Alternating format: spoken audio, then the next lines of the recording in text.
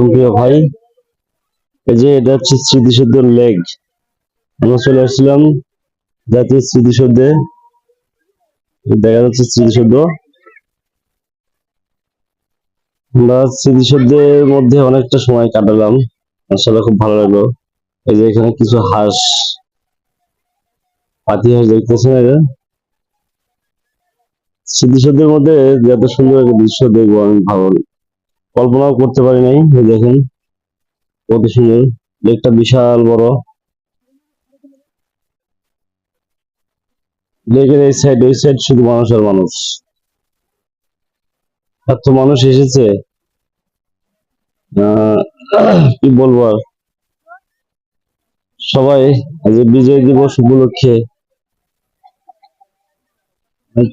আনন্দ করতেছে।